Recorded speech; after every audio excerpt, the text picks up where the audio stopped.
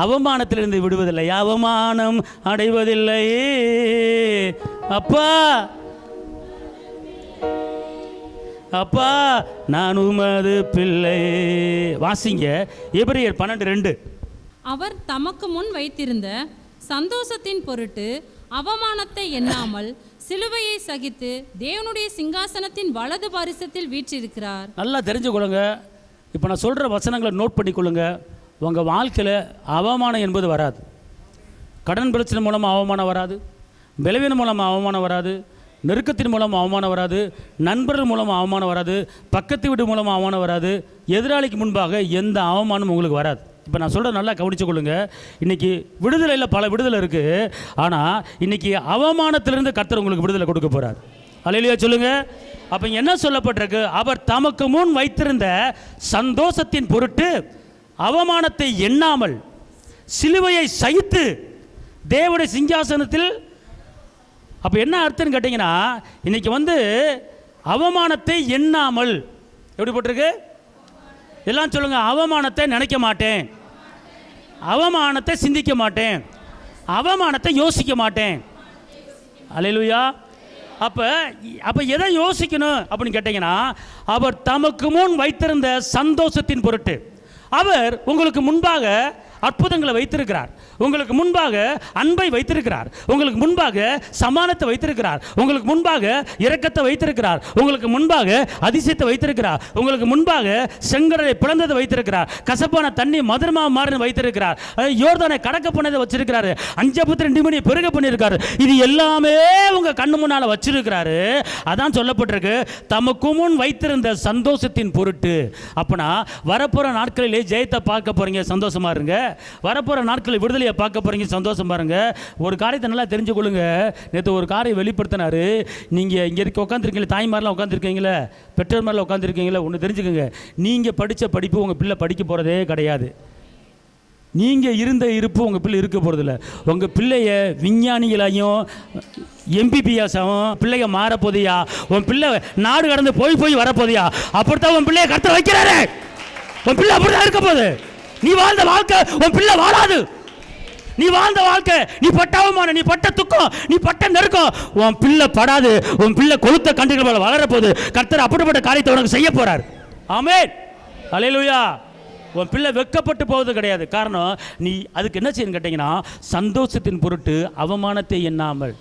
ஐயோ என் பிள்ளை படிக்க மாட்டேங்குது, கேவலமாக இருக்கே, அதை நினைக்காத. ஐயோ என் பிள்ளை பரிச்சை எழுதாமல் ஃபெயில் ஆகி போச்சே, அவமானம் எண்ணாத. ஐயோ என் பிள்ளை இந்த சப்ஜெக்டில் ஃபெயில் ஆகி போச்சே, எனக்கு அவமானம் இருக்குது. எல்லாரும் என் பிள்ளை எல்லாத்திலும் பாஸ் ஆகிருச்சு, என் பிள்ளை பாஸ் ஆச்சுன்னு சொல்கிறாங்களே, எனக்கு என் பிள்ளை இப்படி ஆகி போச்சு, எனக்கு வெளியே தலை காட்ட முடியல, அவமானம் இருக்கே, அப்படி சொல்லாத. அந்த அவமானத்தை எண்ணாமல், அந்த அவமானத்தை யோசிக்காமல், கர்த்தர் கொடுத்த உன் பிள்ளைகளை ஞானவாணியாக கர்த்தர் மாற்றி அமைக்க போறாரு. அப்படி யோசிக்கணும். அதான் சொல்லப்பட்டிருக்கு, என் பிள்ளை இப்படி வரப்போகுதுங்கிற சந்தோஷப்படு, என் பிள்ளை இப்படி உயர போகுதுங்கிற சந்தோஷப்படு, என் புருஷன் நல்லா சம்பாதிச்சு கொடுக்க போறாரு அப்படின்னு சந்தோஷப்படு. இந்த ஆள் கொடுக்குற பணத்தை வச்சு நான் என்ன செய்ய, ஒன்றுமே புரியல, அடுத்த மாதம் இதே கதை தான் அப்படின்ட்டு நீ அவமானத்தை பார்க்காது. இங்கே இருங்க, ஒன்று சொல்ல நல்லா கேளுங்க. அவமானத்தை எண்ணாதிருங்கள். இந்த வசனத்துக்கு கீழ்ப்படிங்க. இந்த வசனத்துக்கு கீழ்ப்படிங்க. என்ன சொல்லப்பட்டிருக்கு? அவர் தமக்கு முன் வைத்திருந்த சந்தோஷத்தின் பொருட்டு. இயேசுக்கு தெரியும், என்னைக்காலும் நம்ம மறிப்போம், நம்ம 3 நாள் உயிர் தெழுவோம், 40 நாள் பூமியில் இருப்போம், பரலோகத்தில் போய் பிதா பக்கத்தில் உட்காருப்போங்கிறது தெரியும். அதனால் இந்த சாட்டடியும் இந்த காவிரி உங்களப்பட்டலும் இந்த முள்முடியும் ஒரு இடைப்பட்ட ஒரு கொஞ்ச நாள் தான். இதுக்கப்புறம் நான் அங்கே போய் உட்கார போகிறேன், இதுக்கப்புறம் எனக்கு ஜெயம் கொடுக்குற வாழ்க்கை தான் வெற்றி வாழ்க்கைன்னு சொல்லி அவர் என்னன்னாரு சிந்திச்சாரு. அதன்படி நடந்துச்சு. இந்த அவமானத்தை என்ன செய்யல, அவர் என்னலன்னு போட்டிருக்கு. எப்படி போட்டிருக்கு? அவமானத்தை அவர் என்னல சிலுவையிலே சகித்தார்னு போட்டிருக்கு. எப்படி போய்விட்டாரு? சிலுவையில் சகித்து. அப்ப அந்த சிலுவையில் என்ன பண்ணாரு? தன் பாடுகளையும் அவமானத்தையும் சகித்தார். எப்படி சகித்தார் தெரியுமா? ஏன் இப்படி இந்த அவமானம் வந்துச்சு, இந்த அவமானத்தில் எப்படி வாழ்றது? அப்படி சகிக்கல. அவர் கண்ணு முன்னால் எதை வச்சார் தெரியுமா? பரலோகத்தில் நான் பிரவேசிக்க போறேன், பிதா பக்கத்தில் உட்கார போறேன்னு சொல்லி அவர் சந்தோஷத்தை முன்னாடி வச்சாரு. மரணத்தை விழுகினார், ஜெயம் பெற்றார். அப்போ அதே போல் நீங்கள் பட்ட அவமானத்தை பட்ட நெருக்கத்தை முன்னால் வைக்காதீங்க.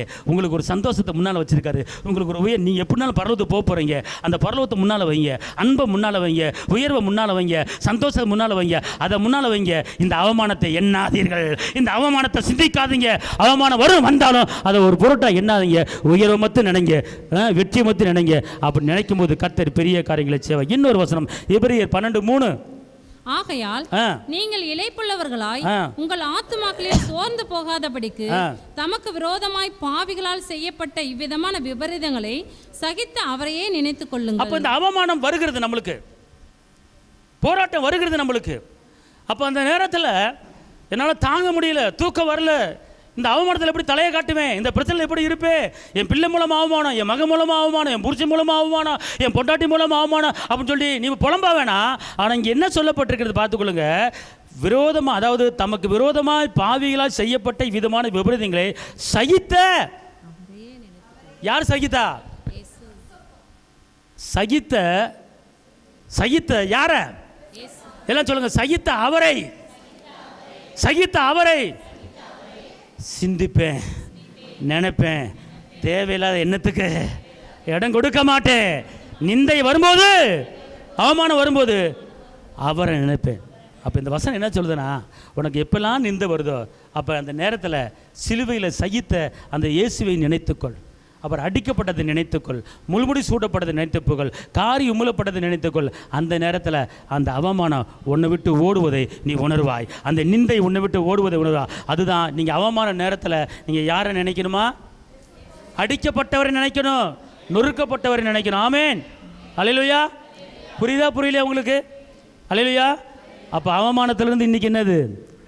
விடுதலை. இனிமேல் நான் அவமானப்பட மாட்டேன். அல்லேலூயா.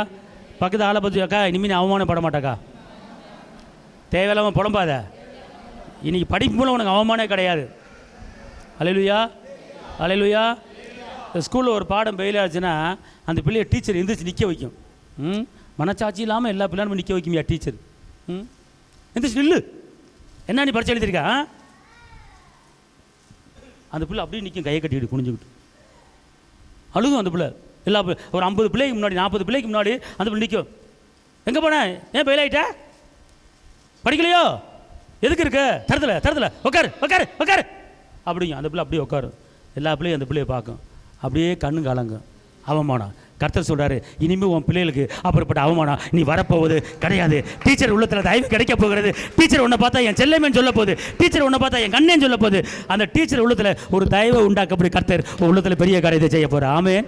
இது யாருக்கோ சொல்கிற மாதிரி இருக்குது, யாருக்குன்னு தெரியல. அல்லேலூயா. கர்த்தர் உன்னை உயர்த்த போகிறாரு. கையை தட்டி அபாக பயன்படுத்து.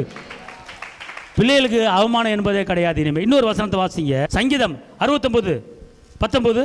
சங்கீதம் 69:19. தேவரீர் என் நிந்தையையும் என் வெட்கத்தையும் என் அவமானத்தையும் அறிந்திருக்கிறீர். தேவரீர் என் நிந்தையையும் என் வெட்கத்தையும் என் அவமானத்தையும் நீங்க தெரிஞ்சு வச்சிருக்கீங்க, அறிஞ்சு வச்சிருக்கீங்க. என் சத்துருக்கள் எல்லாரும் உமக்கு முன்பாக இருக்கிறார்கள். அல்லேலூயா. அதாவது நம்மளை யார் அவமானப்படுத்த நினைச்சானோ, யார் நம்மளை நெருக்க நினைச்சானோ, அவன் நம்மளுக்கு முன்னமே கர்த்தருக்கு தெரியும். அவர் என்ன செய்வார்? பார்த்துக்கொள்வார். சங்கீதம் 119:22. அவமானத்தையும் என்னை விட்டு அகற்றும், நான் உம்முடைய சாட்சிகளை கைக்கொள்கிறேன். அப்ப நீங்க என்ன செய்யணும்னு கேட்டீங்கன்னா, உங்களுக்கு அவமானம் அப்படிங்கிற ஒரு சூழ்நிலை வரும்போது அந்த எபிரேயர் வசனத்தை சொல்லணும். அடுத்து இந்த வசனத்தையும் சொல்லணும். நிந்தையும் அவமானத்தையும் என்னை விட்டு அகற்றும், நான் நம்முடைய சாட்சிகளை என்ன செய்கிறேன்? கை கொள்ளுகிறேன். அல்லேலூயா சொல்லுங்க எல்லாரும். அல்லேலூயா. அப்போ இன்னைக்கு கர்த்தருடைய ஆவியானவர் சொல்லுகிறார், அவமானத்திலிருந்து விடுதலை.